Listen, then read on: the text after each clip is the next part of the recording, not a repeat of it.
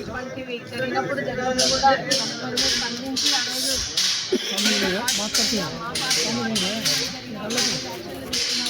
తీసుకోపోగా క్షమాపణ అడక్కపోగా ఆయనను ఇప్పుడున్నటువంటి కూటమి ప్రభుత్వం ఆయన్ను ప్రోత్సహిస్తూ జగన్మోహన్ రెడ్డి గారు తీసుకున్నటువంటి నిర్ణయాలను పక్కదోవ పట్టించాలా. ఆంధ్ర రాష్ట్రంలో ఉన్నటువంటి 5 కోట్ల జగన్మోహన్ రెడ్డి గారి ఆదేశాల మేరకు, అదేవిధంగా నియోజకవర్గ మాజీ శాసనసభ్యులు వెంకట్రామరెడ్డి గారి ఆదేశాల మేరకు మరి ఈరోజు ఏబిఎన్ రాధాకృష్ణ గారు మహిళలపైన చేసినటువంటి అనుచిత వ్యాఖ్యలపైన ఈరోజు తగు చర్యలు తీసుకోవాల్సిందిగా మరి డిఎస్పీ గారికి కంప్లైంట్ ఇవ్వడానికి వైఎస్ఆర్ కాంగ్రెస్ పార్టీ కార్యకర్తలు, నాయకులు కూడా ఈరోజు ఆఫీస్ దగ్గరికి రావడం జరిగింది. మనం రోజు గమనిస్తున్నాము, కూటమి పాలన ఏర్పాటైనప్పటి నుంచి కూడా ఏ విధంగా వాళ్ళ పరిపాలన చేస్తున్నారో మనకందరికీ తెలుసు. కానీ ఈరోజు ప్రశ్నించేటువంటి మీడియాలు కూడా మరి ఎల్లో మీడియా అనేది ఏ ఛానల్లో ఎల్లో మీడియాకి ఉన్నాయో కూడా మనందరికీ తెలుసు.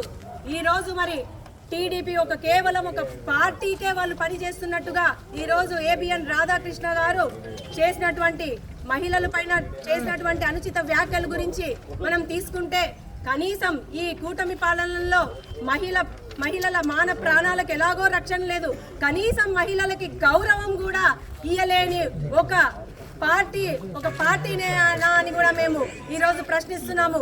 దయచేసి ప్రజలంతా గమనించండి. గతంలో జగన్మోహన్ రెడ్డి గారు మహిళలకి ఎంతో పెద్దపీట వేసి గౌరవాన్ని ఇచ్చి ప్రత్యేక యాప్లను, దిశ వంటి యాప్లను తయారు చేసి మహిళలకు రక్షణ కల్పించే విధంగా ఆయన అడుగులు వేశారు.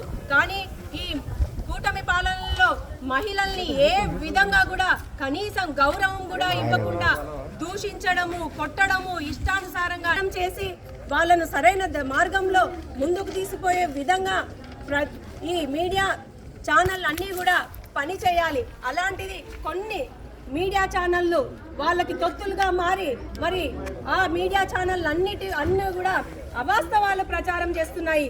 ఈరోజు బయట జరిగే వాస్తవాలను చూసుకుంటే మరి వీరు ఒక్కటి కూడా వాస్తవాలు ప్రచారం చేయకోకుండా అన్నీ కూడా అవాస్తవాలు ప్రచారం చేస్తూ ప్రజలను పక్కదారి పట్టిస్తున్నారు, ప్రజలను మోసం చేస్తున్నారు. వీళ్ళపైన ఎటువంటి యాక్షన్లు తీసుకోవాలో ఒకసారి ఆలోచన చేయండి. ఏబిఎన్ రాధాకృష్ణ గారు ఈరోజు ఛానల్ మీ చేతిలో ఉందని చెప్పేసి ఇష్టానుసారంగా మీ ఛానల్లో రాస్తారా? ఇష్టానుసారంగా మీరు మీ దానిలో ప్రచురిస్తారా? ఈరోజు మరి ప్రశ్నించండి. చంద్రబాబు నాయుడు గారు గ్రాఫిక్స్ చూపిస్తూ అమరావతిని తెస్తాము, ఈరోజు క్యాపిటల్ అమరావతిని చేసి కోట్లు దున్నుకునే ప్రయత్నం చేస్తున్నారు. వాటి గురించి ప్రశ్నించండి, వాటి గురించి ప్రచారం చేయండి. ఏం చేయని మహిళల్ని రాజకీయాల్లోకి లాగుతారు, ఏమి చేయని మహిళల్ని దూషిస్తారా? ఇదా మీకు సంస్కారం? ఇంత పెద్ద వయసు వచ్చింది, ఇంత పెద్ద ఛానల్ని నడుపుతున్నారు. ప్రజలకి ప్రశ్నించి ప్రజలకు మేలు చేసేది పోయి ప్రజల ద్వారానే ఈ విధంగా ధర్నాలు చేపించే కార్యక్రమాలు చేసే విధంగా మీ ఛానల్ ఉందంటే ఎంత సిగ్గుచేటో ఒకసారి ఆలోచన చేయండి. ఈరోజు మీరు మాట్లాడతారు, జగన్మోహన్ రెడ్డి గారు చెప్తే కార్యకర్తలు, నాయకులు ఏదైనా చేస్తారంటారా? మా కార్యకర్తలు, నాయకులు ఏదైనా జగన్మోహన్ రెడ్డి గారు చెప్తే చేస్తారు, కానీ ఆలోచన చేస్తారయ్యా? నీ మాదిరి చంద్రబాబు నాయుడు గారు ఊరికే కన్సైగా చేస్తేనే ఇష్టానుసారంగా ఏది పడితే అది చెయ్యరయ్యా. ఒక్కసారి ఆలోచన చేయండి. రాధాకృష్ణ గారు ఈ రోజు వారికి అధికారం ఉంది, మీకు మీ చేతిలో ఛానల్ ఉంది అనేది విర్రవీగుతున్నారు. రాబో రోజుల్లో ఖచ్చితంగా మా రోజు వస్తుంది. ఆ రోజు పరిస్థితి ఏ విధంగా ఉంటుంది, రైతులు మహిళలు బాగుంటేనే ఆ రాష్ట్రం అనేది బాగుపడుతుంది. అటువంటిది ఈ రోజు ఎంత మంది మహిళలు ఉసురు కొట్టుకుంటున్నారో చంద్రబాబు నాయుడు గారు మీరు ఒకసారి ఆలోచన చేసుకోండి. మహిళల ఉసురు తగిలితే బాగుపడే పరిస్థితి ఉండదు. ఒక్కసారి ఆలోచన చేయండి. ఏదైనా రాస్తే మంచివి, మా ప్రజలకి ఉపయోగపడేవి రాయండి. ప్రజలకి పనికొచ్చే వాటి గురించి మాట్లాడండి. రోజు టీవీ ఛానల్ ఆన్ చేస్తే ప్రజల్ని మోసం చేయడము, ప్రజల్ని నమ్మించడము, అవాస్తవాలన్నీ కూడా ప్రచారం చేయడము ఏమాత్రమన్నా సిగ్గుందా?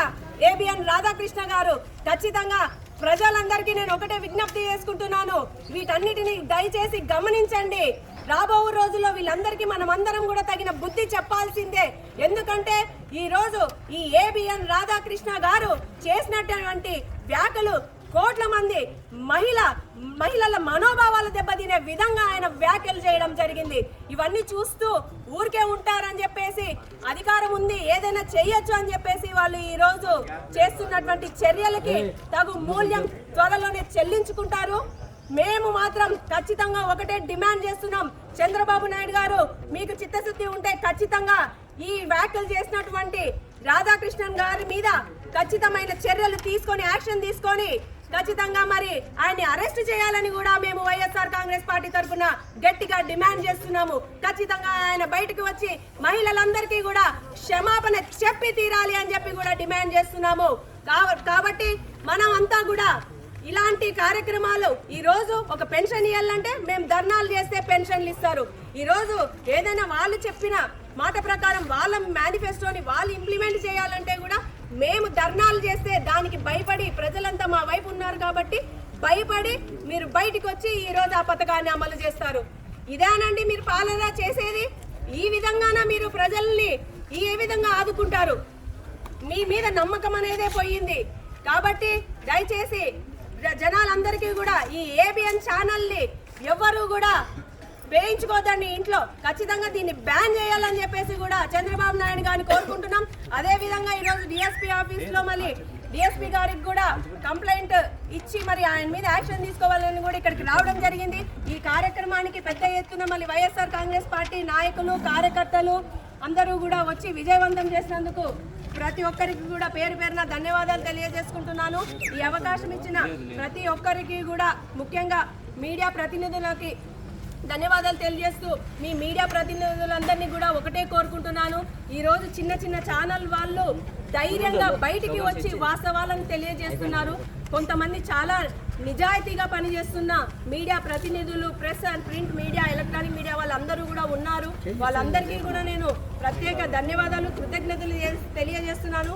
కానీ ఇలాంటి ఛానల్ని చూసి దయచేసి ఎవరు కూడా చెడిపోవద్దండి అనేసి కూడా వాళ్ళని రిక్వెస్ట్ చేసుకుంటూ మరి అవకాశం ఇచ్చిన ప్రతి ఒక్కరికి పేరు పేరున ధన్యవాదాలు తెలియజేసుకుంటూ సెలవు తీసుకుంటున్నాను.